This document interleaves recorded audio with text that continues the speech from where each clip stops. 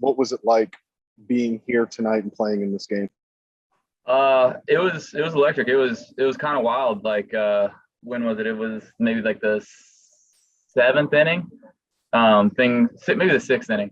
Things got a little hectic in the bullpen. People started throwing stuff like at like Astros fans and stuff, and like for a few minutes, you basically just sat there and watched people throw basically full beers at people for for a half an inning. It was kind of crazy. But yeah, like everybody's in it, like everybody's loud. Like it was just kind of a bonkers atmosphere to play in for sure. The Astros go out and acquire some new pitchers last week, and I know that Presley's not here, but for you to get a chance to close out, one of the biggest wins of the year and do it so well, is this one of your better moments so far of 2021? Yeah, for sure. I would say so. Like it's just a big spot against obviously one of the best teams in the league. So, and my first time ever in Dodger Stadium too. So it felt good for sure. It was definitely a situation where I was really glad I got the call and just went out there and just did my job. Can I do another one? Yeah, I just want to make sure nothing came at you guys in the bullpen, right? Were you guys safe and okay? Yeah, no, we were fine. There was just a lot of mean words, but besides that, it was all good. Like nothing got thrown our way, but I mean, it's nothing that we haven't basically heard all year.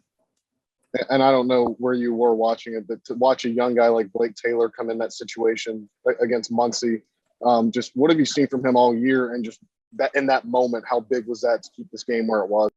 It was enormous. That was a huge turning point in the game. Like they were starting to kind of maybe get a little bit of something rolling, and Blake's just been pounding the zone like this year, and like just went right after him, got behind, like kind of just two misses, and then really locked it in and started attacking, and that's just what he does. And he made a really, really good pitch to get him chasing and basically kill that momentum there. It was enormous. It was a huge situation for us.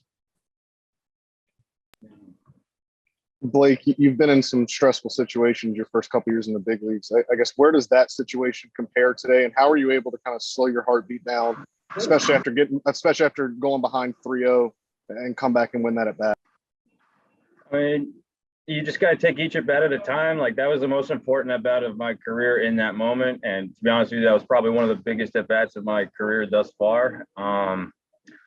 I mean, Dusty stayed out there a little bit after to talk, and he just told me, he goes, "Hey, just take a deep breath. If you fall behind, just know that you got good stuff, and just throw it over the zone. And it's hard for lefties to hit you." So I knew once I fell behind 2-0, I was like, okay, like he's not budging. He's a good zone control guy, and I got to beat him in the zone. That is what I got to do. And he fouled off a bunch of balls in a row, and I knew he was in swing mode. And Maldi called a slider, and I was thinking the same thing. And I was like, okay, I got to make this look like a strike, or else he's not going to do it. So that was the result that we got, and I'm very happy about it. Very happy with the delivery of that. Mark Berman. Blake, could you describe your emotions after you got the strikeout? Lance went bonkers in the dugout. Players were going nuts. What was that like as you walked back? I mean, it was a moment I'll probably always remember, just because growing up in Southern California, I was not the biggest Dodger fan. I was an Anaheim fan, and just to kind of go out there and do that, and to pitch in front of those fans, and just to get the atmosphere and get the adrenaline from the atmosphere. I let out a let's go at the end, and I was pumped up, and everyone in the dugout was just as pumped as I was when I came in there. And Lance was the first one to be at the bottom of those stairs and like congratulate me on getting out of that one. It was awesome to go back into the dugout with that. Adam Spillane. You went all fastballs to Muncy up until that last pitch. What made you just go with the slider there? I mean, he just kept fouling off the fastball. And a guy like Muncy, he's got good hand-eye coordination. He doesn't miss a lot. He doesn't have a big whiff, like a whiff hole or anything. So I knew that if I made a slider look like a strike, he was going to swing at it, just because he was getting swing happy up there, and he's fouled off probably 4 or 5 pitches in a row. And I didn't want to leave a fastball over the plate. and I didn't want it to go too far because of his eye. So I knew I just had to throw a good slider, and that was like my Cleveland outing. I knew it had to be a really good slider to get that guy out. Scott Miller. Scott Miller. Hey, Blake, what do you think it says about this team? I mean, you guys took a ton of abuse tonight, and not that anybody would have expected you to fold or anything, but you guys played such a good overall game, pitched well, hit well, everything in the face of this on such a big night. What does it say about your team?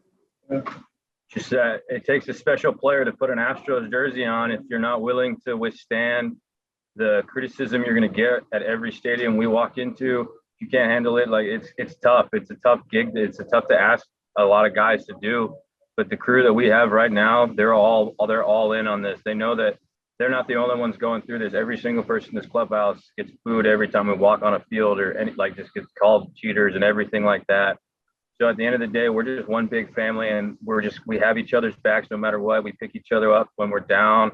So that just goes to show how special this team is, just how we endure it, take it head on, it doesn't matter.